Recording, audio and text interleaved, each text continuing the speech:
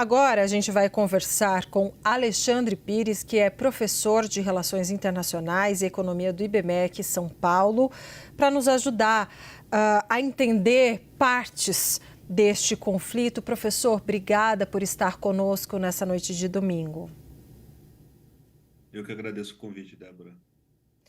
Professor, a gente estava falando agora há pouco sobre um acordo, né, um possível acordo sobre a questão nuclear com o Irã. E eu gostaria de saber o seguinte, olha, a gente acabou de ver o porta-voz do exército israelense dando essa declaração à CNN, dizendo que sim, que o Irã tem urânio enriquecido num grau, numa porcentagem suficiente para produzir até 15 bombas, foi o que ele disse, etc, etc. O quanto de credibilidade ainda resta, professor, para se falar em retomada de acordo nuclear com o Irã? Quando uma guerra começa, ela tem um desenvolvimento muito rápido, né? Porque é um teste ali que é feito na capacidade de defesa e de ataque dos dois países. Então, agora, o Irã sabe o que Israel pode fazer contra ele, eles estão dimensionando isso para ver se é melhor ir para uma negociação sem colocar o regime em risco, né? Ou continuar os ataques até forçar ali Israel a propor uma negociação. Do outro lado, Israel agora sabe da capacidade do Irã, capacidade ofensiva, e o foco tem sido muito grande sobre a questão nuclear, mas Israel acaba de descobrir que realmente o Irã tem mísseis com capacidade em termos de distância, né, para atingir pontos importantes de Israel e com precisão suficiente para chegar nos alvos sem que a defesa aérea israelense tenha completo sucesso, ou seja, esse número de mais de 10 mortos que Israel contabiliza serve de um alerta. E como você pode transportar qualquer tipo de explosivo, né, o perigo aumenta ainda mais. Nós temos que lembrar que a questão nuclear e da bomba nuclear, claro que há uma grande preocupação em eu desenvolver o artefato, mas a grande questão é a capacidade de entregar esse artefato no território inimigo. E agora nós vimos que o Irã tem essa capacidade, né? Ou seja, então o objetivo é duplo, né? O objetivo é destruir, desmantelar o programa nuclear, mas ao mesmo tempo acabar com a capacidade de mísseis interbalísticos ali, né? Balísticos intercontinentais que o Irã tem, ou seja, a distância entre as duas capitais chega a quase 2.000 quilômetros. Então são mísseis muito avançados que o Irã tem no momento. Professor, de que maneira, a que interessa, né? De que maneira interessaria para o Irã, de fato, voltar nessa negociação, desmantelar sua capacidade nuclear, etc., sem que isso configure uma rendição não só a Israel, mas como com os outros negociadores, Estados Unidos, por exemplo? Olha, a não ser que eles vejam uma iminência de derrota, eles vão resistir nesse caminho. O que eu acredito que o Irã faça no momento é uma tentativa de ganhar um canal logístico com os seus principais aliados, especialmente Rússia, China, Coreia do Norte, ou seja, a preocupação deles agora, no momento, era conseguir manter ali um fornecimento de materiais críticos para a produção de mísseis, para a produção de explosivos, e não o foco na diplomacia, né? Ou seja, como nós temos visto os atuais conflitos, eles se alongam, né? Eles se alongam porque o mundo mudou. Antes, o mundo funcionava por uma estratégia sempre de dissuasão. Eu tenho armamentos que vão impedir que alguém me ataque. E agora, especialmente depois do ataque do Hamas, o mundo sofre ali uma virada e agora Israel e outros países estão adotando o que nós chamamos de compelimento, né? Ou seja, eles vão fazer com que a paz impere pela força. Se você me atacar ou me ameaçar, eu vou mostrar pela força que você não deve fazer isso. Então, a lógica de acordos mudou e mudou completamente no cenário atual. Professor, de que maneira o senhor vê os alvos escolhidos por Israel e que de fato estão sendo atingidos no Irã. Quer dizer, a gente tem não só instalações nucleares, como também refinarias, né? O impacto disso para outras áreas do mundo, considerando, por exemplo, a China, né? Que importa quase que grande parte da produção iraniana, que é um dos maiores produtores de petróleo do mundo, de gás, enfim. Como fica isso, o impacto disso no mundo? Ontem eu comentava em outro espaço justamente isso, né? Que o desdobramento seria Israel passar a atacar a infraestrutura energética do Irã, e é isso que vem acontecendo.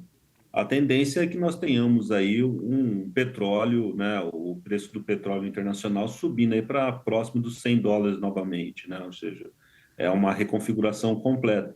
O que não é uma notícia ruim para vários países, no caso, por exemplo, dos Estados Unidos, em que as empresas que fazem extração de gás de xisto estavam trabalhando no limite ali de custo, porque o custo estava muito próximo do preço internacional, vão ter um alívio, né? Mas a China, obviamente, vai sentir um encarecimento ali dessa matéria-prima, o que não é interessante, ainda que o Irã não esteja em condições de impor grandemente os preços. Muitos desses produtos já têm sido vendidos com desconto, como é o caso da Rússia também, que tem vendido com desconto.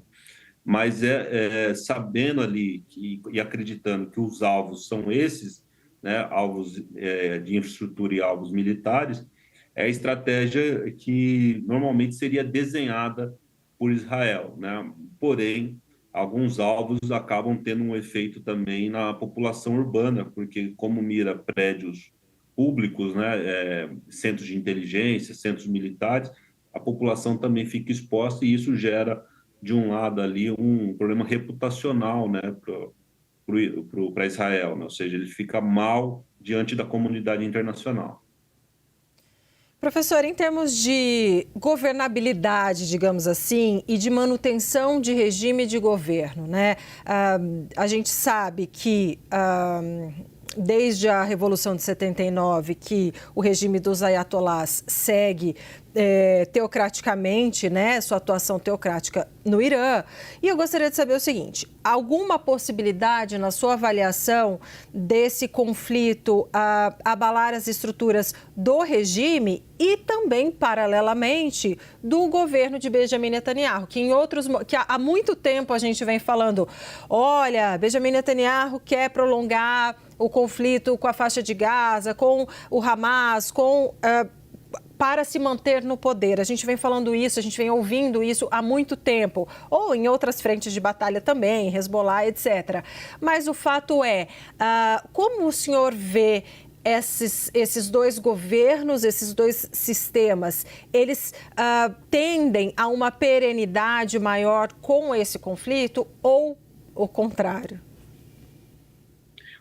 Começando pelo regime israelense, né? O governo israelense acabou de passar por um teste de fogo aí semana passada. O Netanyahu conseguiu se manter ali como primeiro-ministro com uma maioria de um voto, mas é o suficiente para ele estender ali e conseguiu o apoio do gabinete e também do Estado-Maior ali das Forças Armadas israelenses para fazer esse ataque, que é algo que é ventilado ali, discutido em Israel há 40 anos. Tá?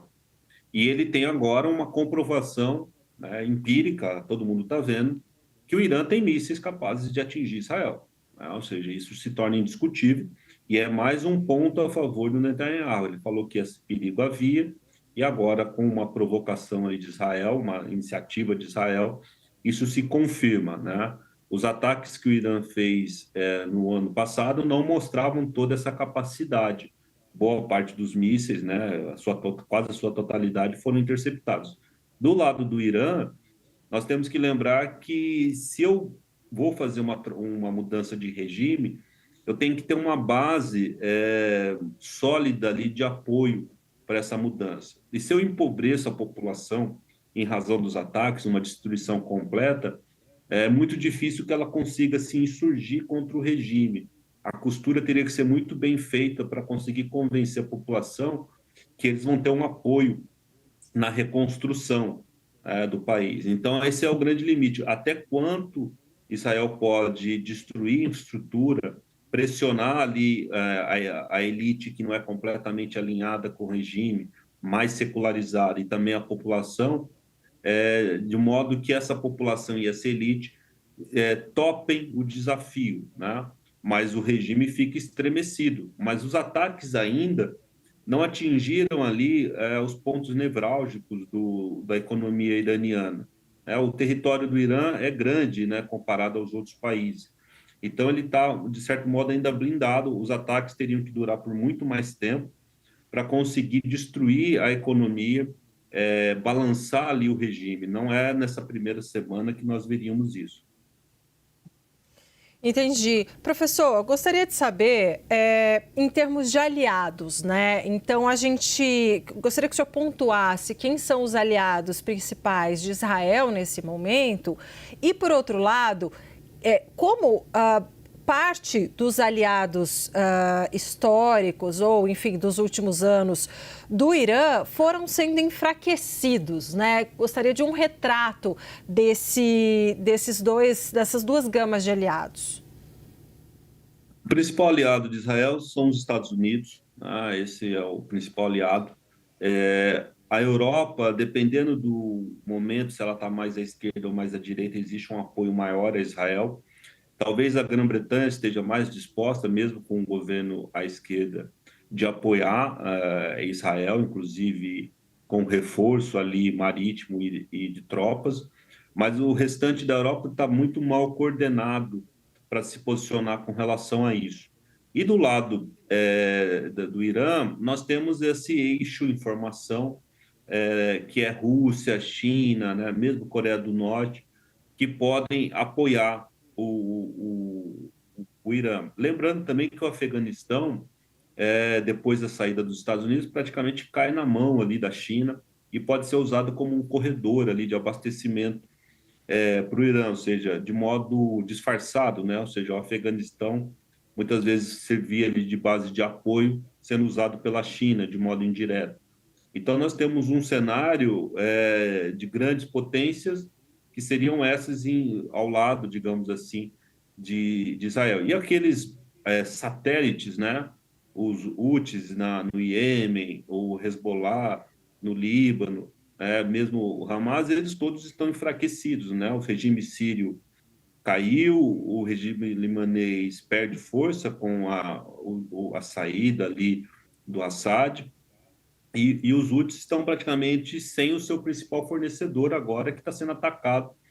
Conseguiram, inclusive, durante o primeiro dia, fazer um ataque ali contra Israel, com mísseis provavelmente fornecidos pelo Irã, mas tudo isso perde força pelo fato do Irã, que é o grande financiador e o grande estrategista desse eixo anti-Israel no Oriente Médio, está sob ataque. Esse é o grande ponto, né? Ou seja, é como se Israel estivesse se aproveitando de uma janela de oportunidade que se abriu com o ataque do Hamas. Conseguiu forçar uma mudança no regime da Síria, com o interesse da Turquia, agora mira o Irã, né? E isso vai escalando e transformando o conflito num conflito regional.